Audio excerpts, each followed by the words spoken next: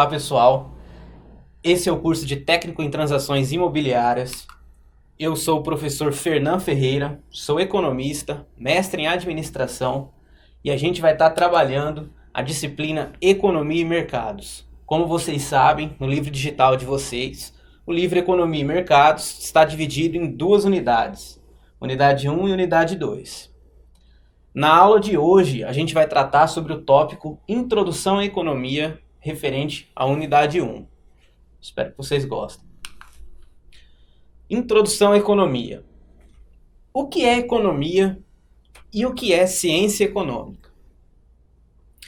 A gente tem a tendência de pensar que economia está ligado ao ato de poupar, de guardar dinheiro, ou mesmo de resguardar qualquer outro tipo de valor ou bem. Mas economia simplesmente não é um sinônimo do verbo poupar, nem mesmo investir. Lembrando que o conceito de investimento é aumento da capacidade produtiva. Então não somente poupança, mas uma poupança que aumente a minha capacidade de poupar. E economia, se não é sinônimo de poupança, também não é sinônimo de investimento. E o que seria economia, então? Economia, de uma maneira bem simplificada, é o estudo da geração e da distribuição de riqueza. E o que seria ciência econômica?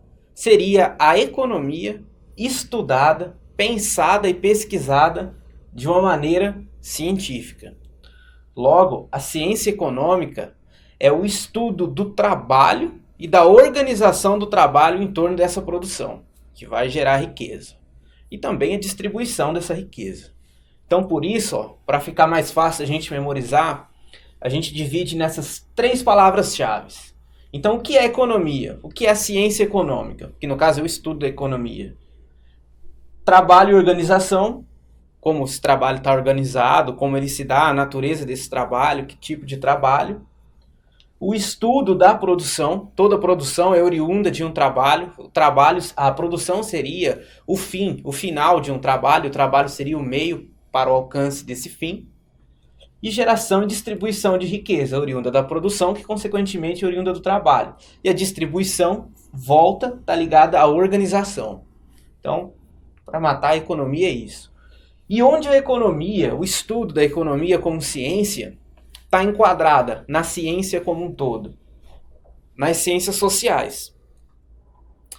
Só que dentro das ciências sociais há uma ramificação, é o que a gente chama de ciências sociais aplicadas. E a economia se enquadra nas ciências sociais aplicadas, assim como o direito, as ciências contábeis, a administração e a arquitetura, por exemplo. Não à toa, esse quadro é um quadro bastante plausível para nós estarmos compreendendo as questões das transações imobiliárias, que também envolvem a arquitetura. Então, por que a economia é uma ciência social aplicada? Porque ela faz uso da quantificação, de testes de hipóteses, passíveis de refutabilidade, ou seja, pode ser checado, averiguado um teste desse. Quer dizer, eu trabalho com a teoria e tento ver a resposta, uma correspondência no mundo real, uma aplicação daquilo. Experimentação, preocupando-se, entre outras questões, com o empirismo. O empirismo é o estudo de tudo aquilo que é empírico. E o que viria a ser empírico? A gente pode dizer daquilo que é prático, que está no mundo real, que transcende o teórico. Muito bem, então aqui a gente chega no momento onde nós temos um autor conceituado, que é o Rossetti, e que ele vai dar para nós em 3 linhas gerais, muito simples, um conceito, uma definição, digamos assim, sintetizante do que seria economia. Então, de acordo com o Rossetti, na página 52, economia é a ciência, como a gente já mostrou, é uma ciência social aplicada, que estuda as formas de comportamento humano resultantes da relação existente entre as ilimitadas necessidades a satisfazer os recursos que, embora escassos, se prestam a usos alternativos. É muito importante a gente frisar essa palavra escasso. que remete à escassez. E a escassez é uma questão fundamental para o estudo da economia.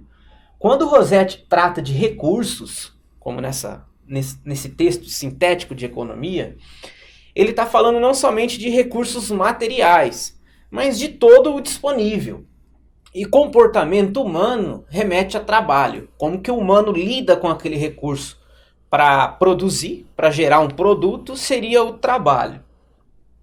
Sabendo disso, encerrando a questão em relação ao conceito de economia e economia como ciência, onde ela se encontra dentro da ciência como uma ciência social, e mais do que isso, uma ciência social aplicada, a gente tem que saber qual que é a grande preocupação e por que a gente deve estudar economia.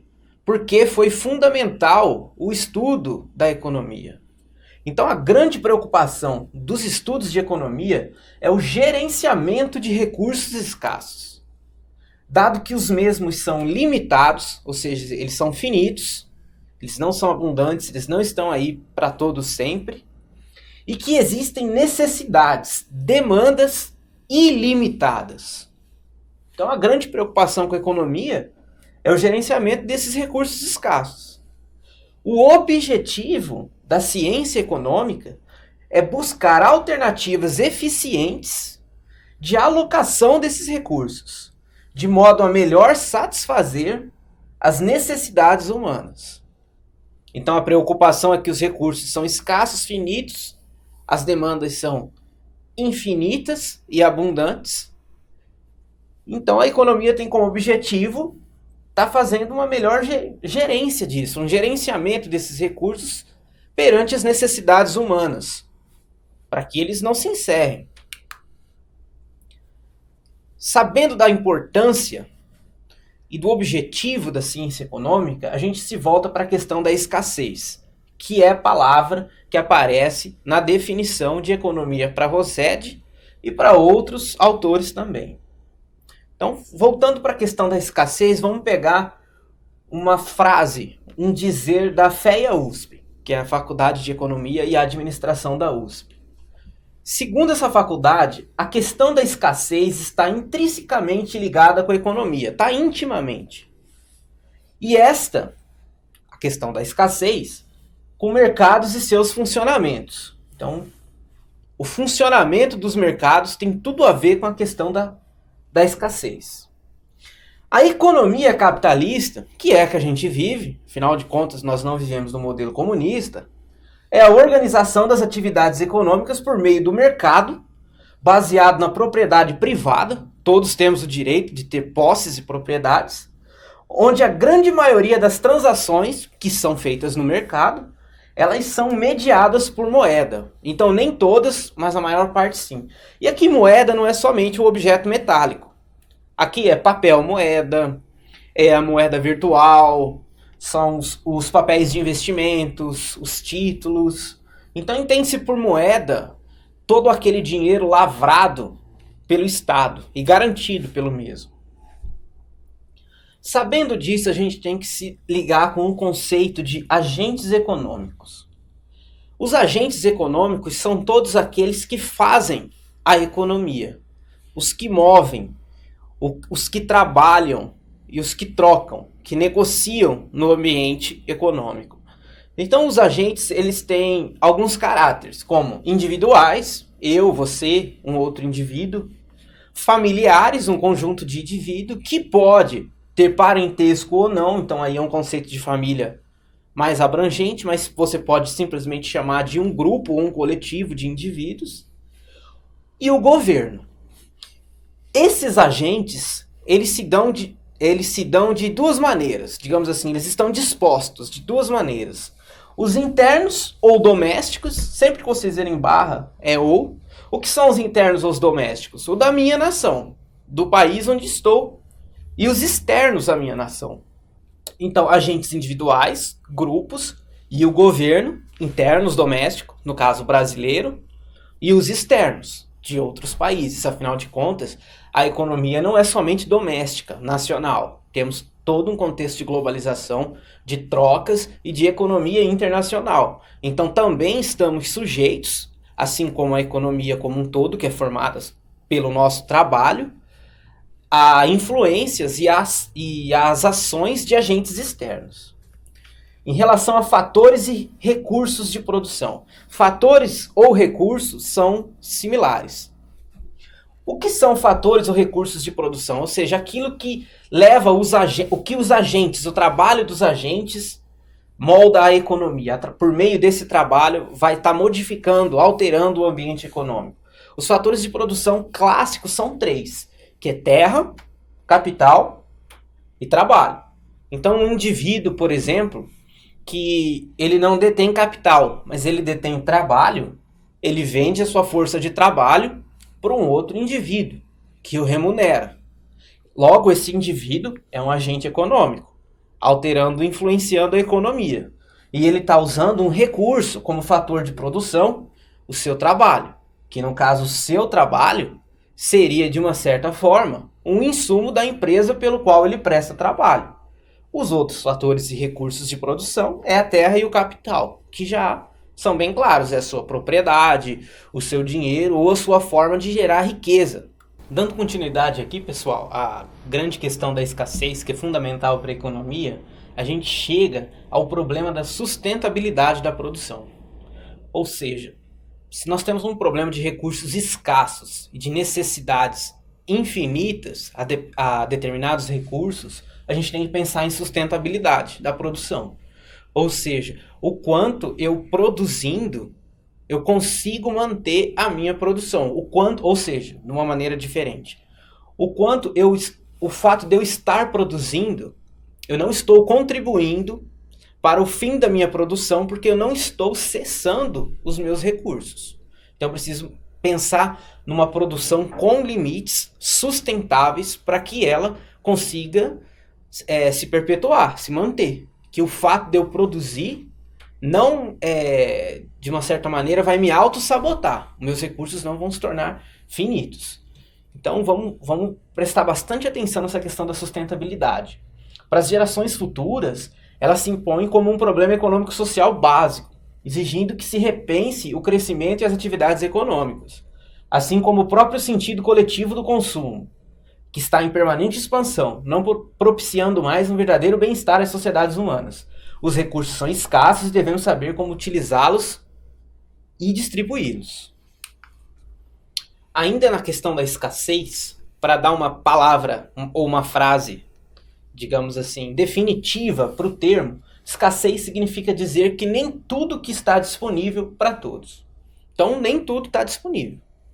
Não há quantidade suficiente de um recurso para suprir a todos que demande que ele não seja cobrado, ou seja, que ele seja gratuito. E essa é, portanto, uma das razões do valor.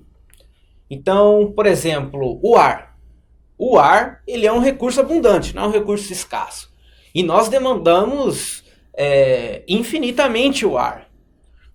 Então, não há um problema. Nós podemos consumir o ar, respirarmos para a nossa sobrevivência, sem que a gente cobre por isso. Já aviões, não. Se todo mundo demandar o uso de aviões, se todo mundo precisar voar, os aviões vão acabar, os recursos vão acabar. Não há aviões para todo mundo. Então, por isso, a gente cria um sistema de preços. O sistema de preços é a solução para a questão da escassez. Por exemplo, quando eu precifico algo, eu coloco um limite, eu coloco um determinante. Então, só pode usufruir, consumir um recurso escasso aquele que estiver disposto a pagar. O pagamento é uma contrapartida pelo uso do recurso. É uma maneira de eu barrar quem não pode pagar de estar se utilizando do recurso avião, por exemplo. Então, pessoal, essa foi a matéria de Introdução à Economia. É o tópico 1 da unidade 1 do livro digital de vocês, da disciplina Economia e Mercados, do curso Técnico em Transações Imobiliárias aqui da rede CETEPS. Para vocês estarem revisando, essa apresentação foi baseada na página 6 à página 12 do livro de vocês. Espero que vocês tenham gostado. Até o nosso próximo encontro.